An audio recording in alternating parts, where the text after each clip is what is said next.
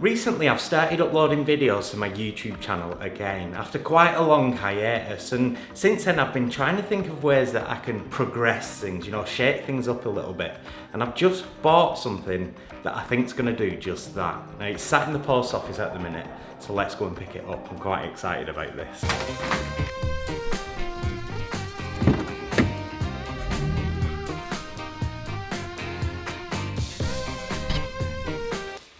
Here it is. It's a 3D printer. Now I'm going to be honest with you, I know absolutely nothing about 3D printing. So this is going to be interesting. We're starting this journey together here. Look inside the box.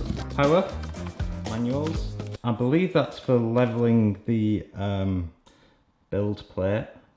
I'm going to try and sound like I know what I'm talking about. There we go. Toolkit. Now I have bought some resin in preparation, of course. I've got the Sunlu ABS-like solid grey, one that you clean with alcohol, and I also have the water washable polymer resin from Elegoo, I think, which you obviously wash with water, just to try it the two. And like I said, no idea really, so we'll see how it goes. This is what you get in the toolkit box. So we've got a USB drive, a bunch of different tools, God knows what they're for. That looks like some gloves, scraper, another scraper. Looks like there's something in the, oh, snippers. I guess that's for cutting your supports off. Power bank, looks like a funnel, a bunch of funnels. I know this is the filter to help stop lots of chemicals getting into your lungs, but I've also heard they don't work that well, which is probably why they also have these masks here. Though I do have a better one in my painting drawer. Maybe I will be better off with that. I don't know, maybe that's a little bit excessive, we'll see. And that is everything unboxed now. So I think it's probably time to, you know, figure out how I put this thing together and then see if we can print something out. I think there's, I believe there's a test file on this pen drive. We'll see. I don't know. We'll soon find out. Okay, let's turn the power on this thing and see if it actually switches on. Oh. I can hear some fans going. This is literally the first time I have ever seen a 3D printer in the flesh, ever. What could possibly go wrong? The first thing we need to do is put this on there. And we'll put this in here. So the next thing I need to do is put this under here. I mean, I should probably read it, given this is the instructions. Loosen the two level screws. Are these loose? Ugh, they're not loose. I need the tools. There we go. We'll put you on there, press home. Now this thing's going to move down. Now I'm supposed to tighten these up. Okay, so apparently what I now need to do is just raise this up a little bit. Well, that's definitely not what I meant to do. The way resin printing works is that the build plate that you've just seen me put on will drop down into a tub of resin. Underneath the resin is a screen that shines UV light to harden the resin in certain areas. When those areas are hardened, the build plate moves up just a tiny little bit and the screen shines UV light again to harden another layer of resin. This continues layer after layer until you have your finished model. What I'm doing here is called leveling the build plate, which is essentially making sure that it sits perfectly parallel to the screen underneath. Otherwise, the print will likely fail. Now, it's a bit more fiddly than I was expecting to get this just right, but I'd rather take my time here than potentially waste even more time and resin on a failed print later. As I say, I've watched a couple of tutorials and I do believe that this opens, oops, and this also needs to be taken out of the wrapper, otherwise it's just not going to do anything. So there's a little USB port, and you put that into there. Oh, lights up green, I didn't know that, I like that, nice. Okay, so I have leveled the head, I think. I think I've done it right. Hopefully I've done it right. Got this bottom tray in. Sorry, I don't know the names of anything yet. I really am very new to this 3D printing. When I say new, I mean, when I bought this, I didn't even know that you needed to cure the prints afterwards using UV light. So that was a little extra expense that I wasn't quite expecting. And I know I could have done it a little bit cheaper using pickle jars and, you know, like a UV torch and what have you.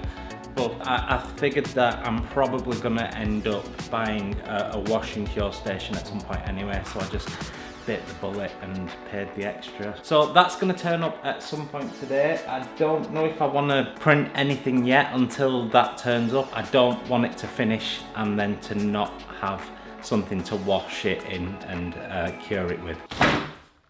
Surprisingly, I only actually had to wait about an hour for this to turn up, so... What do we have in here? Ooh. So we have got... I could have swore that it was... I think I might have bought the wrong one. Let's just check what's in here.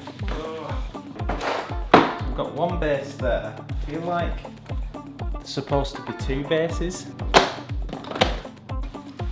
Oh. It's alright, we're alright. The other base is in there. UV lights. Power. The other base that I was a little bit concerned wasn't here. And then the cage for washing it in. And God knows what that is. Cool, I'm excited.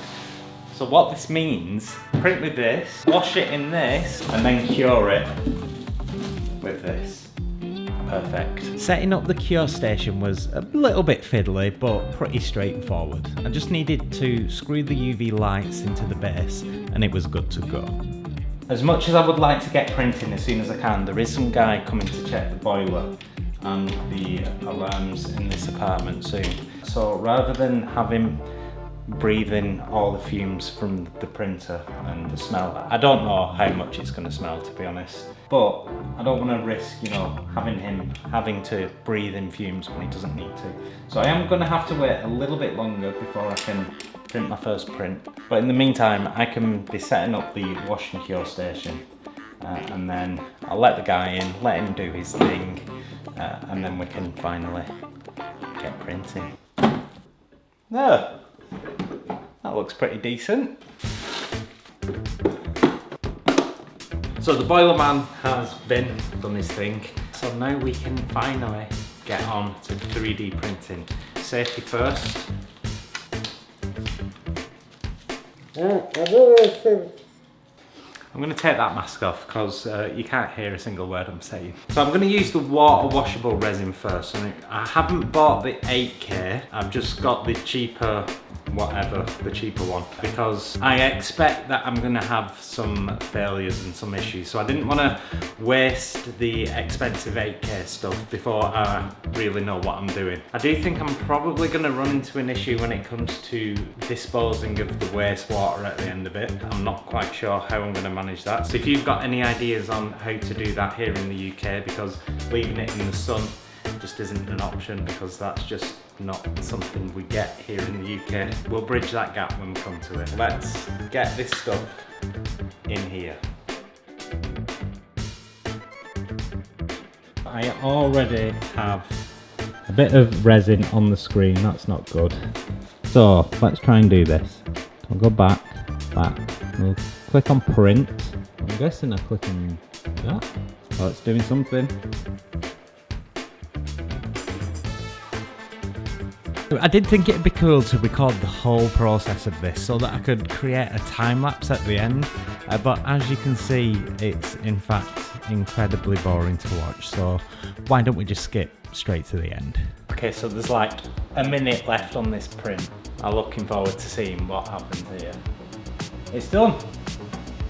Look at that. They look really wet. 3 hours 27 minutes. Okay, I'm a little bit nervous here. They look really wet. I don't really want to touch them.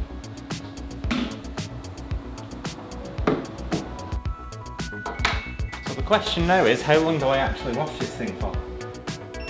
5 minutes? I'll do lucky number 7. So while that is washing, you know what I've just realised?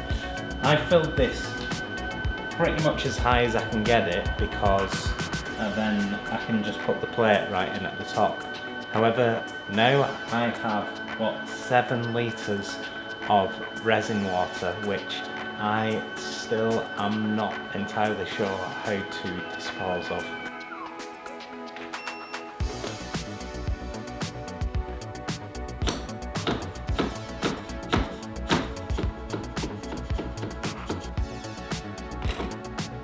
Well, that works. Now that they're off, they do look pretty cool.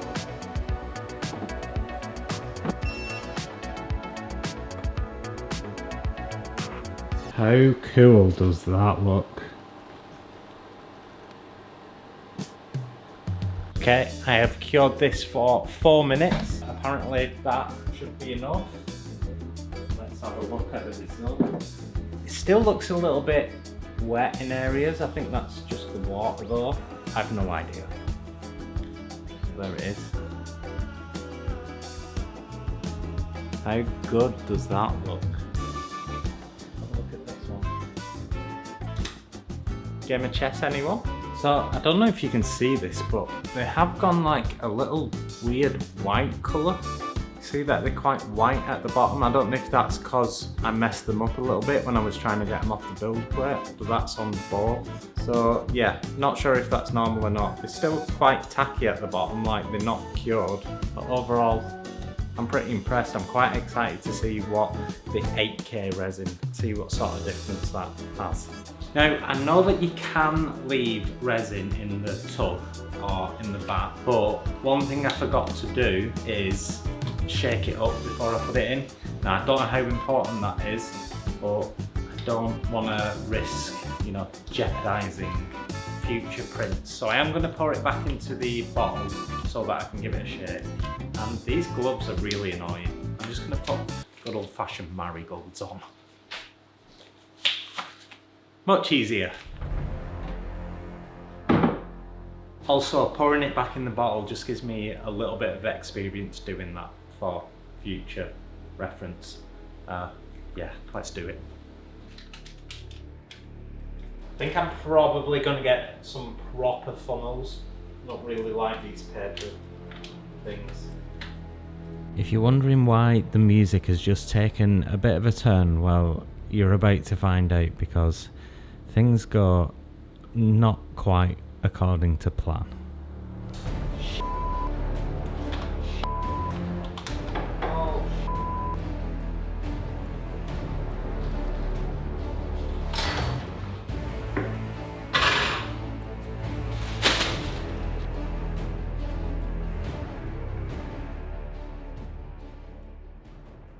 So maybe trying to put the resin back into the bottle without a funnel was kind of a bad idea, but in my defense, I had just watched a tutorial where the guy who made the tutorial did just that, but obviously he's got a little bit more experience in doing this than I have.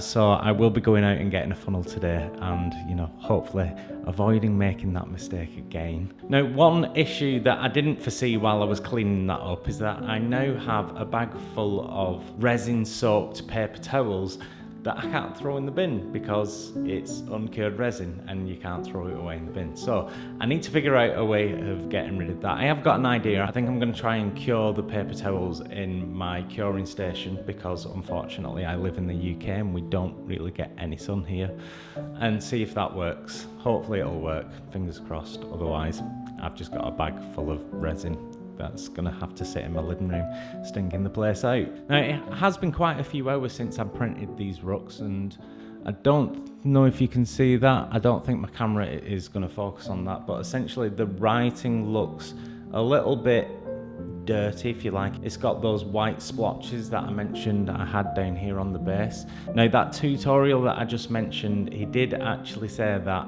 you wanna let these drip dry before you put them in the curing station, otherwise you get white burn marks on it. So I think that's probably what the issue was. I didn't let them drip dry, I just kind of shook them around a bit and chucked them straight in. So lesson learned on that one, when you take them out the wash, you've got to let them dry before curing them. Okay, I didn't realise that part. Unfortunately, that's all the time we've got for this video, but make sure you stick around because I have made a bit of progress with this 3D printing this week, and I've even managed to almost successfully print my first character, but we're not going to look at that until next week. So subscribe, hit the bell, give this video a like if you feel so inclined, and also leave me a comment. Obviously this video is a little bit different to my previous videos. I'm trying out a little bit of a different style. It's a bit more of a vlog style video, so let me know what you think, and I shall see you in the next video. Peace.